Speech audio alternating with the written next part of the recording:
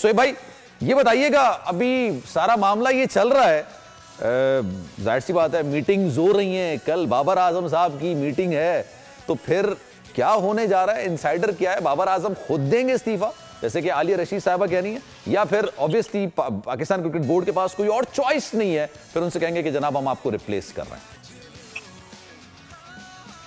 देखिए, अगर आलिया रशीद ने एक हिंट दे दी है कि कल बाबर आजम शायद खुद ही इस्तीफा दे दें, तो इससे बड़ी बात इंडिकेशन और क्या हो सकती है। और मेरे ख्याल में अच्छा नहीं लगता, जेब नहीं लगता होता कि आप वर्ल्ड कप में फॉरेन लैंड में इस्तीफा अनाउंस कर दें। ठीक है, बेहतर है कि आए गद्दाफी स्टेडियम में बैठे, प्रेस कॉन्फ्रेंस करें, अपनी सिचुएशन बताएं।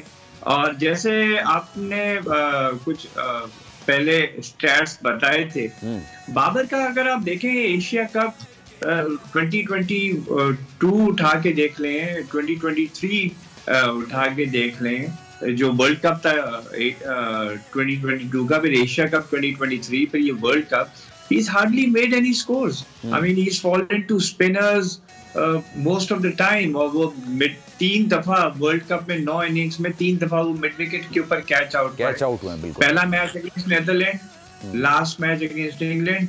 That means he still hasn't rectified the fact कि जो दूसरे बॉलर्स हैं, दूसरे कप्तान हैं, वो उसके लिए ट्रैप सेट करते हैं, he falls into that trap. That shows कि his mind is not there. He's a world class batsman. Pakistan के पास बड़े अरसे बाद एक ऐसा बल्लेबाज आया है जो दुनिया में अपना रुतबा मनवाता है। तो उनके बैट्समैन कैलिबर के ऊपर कोई डाउट ही नहीं है, उनके टैलेंट के ऊपर कोई डाउट नहीं है। लेकिन अगर वो रन्स नहीं स्कोर कर रहे हैं, इसका मतलब कप्तानी का प्रेशर बहुत है उनके ऊपर, और हमने देखा है उन्होंने बहुत कप्तानी का प्रेशर है सर। देखिए सोए भाई, आप भी क्रिकेट की नॉलेज रखते हैं, मैंने भी क्रिकेट खेली हुई है सर। अगर आपको लग रहा है कि आपकी एक्सपर्टीज बैटिंग है, उस पर आपको इजाफी जिम्मेदारियां डाल दी जाती हैं कि भाई तुम्हें कप्तानी भी करनी है, और पाकिस्तान की टीम की कप्तानी करना इट इज एन ऑनर, ये एजाज की बात होती है। लेकिन अगर मुझे लगता है कि जिस वजह से मैं पाकिस्तानी क्रिकेट टीम का हिस्सा बना हूं, जिसकी वजह से मुझे पूरी दुनिया में शोहरत मिली है, नाम मिला है, वो कप्तानी की वजह से वो कॉम्प्रोमाइज हो रहा है, तो फिर मैं तो हाथ जोड़ के कहूंगा ना कि सर किसी और को बना दीजिए, मुझे कम से कम अपने रिकॉर्ड या पाकिस्तान के लिए कुछ करने का मौका तो दें। ना मैं कप्तानी कर पा रहा हूं, ना मैं बैटिंग कर रहा हूं।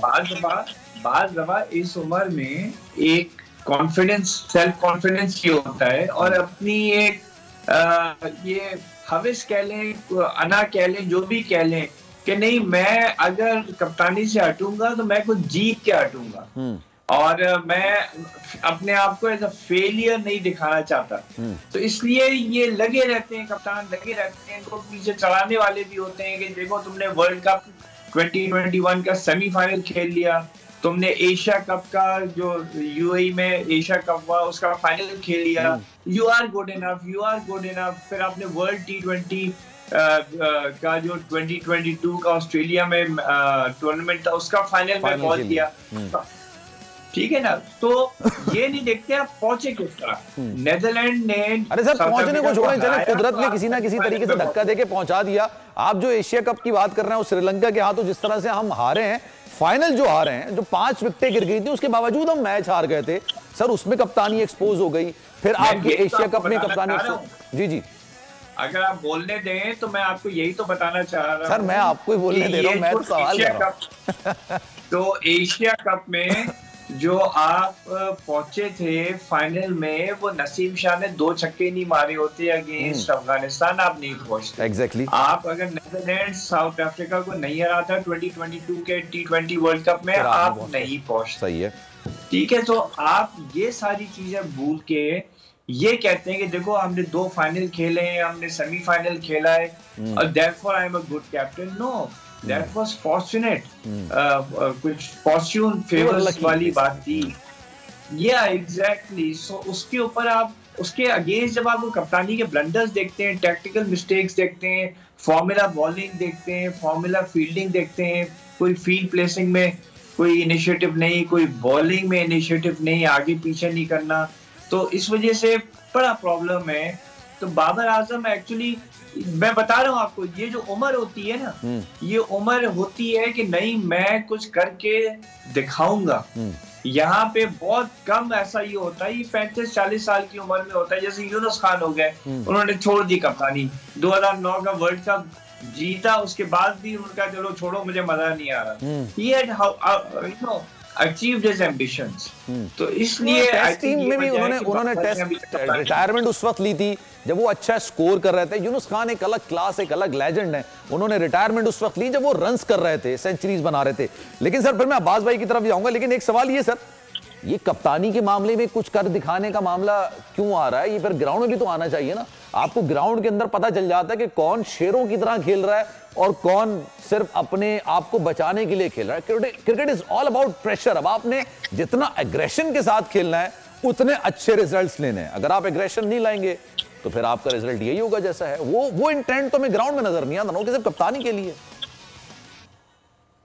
नहीं, एब्सोल्युटली नहीं नजर आता। इस वजह से कि सारा बस जहन के ऊपर ये है कि अभी हमारा रन रेट का प्रेशर है, अभी मैंने अगले बल्लेबाज को जो आ रहा है उसकी स्ट्राइक रेट इतनी नहीं है जो वो रन रेट बढ़ा सके।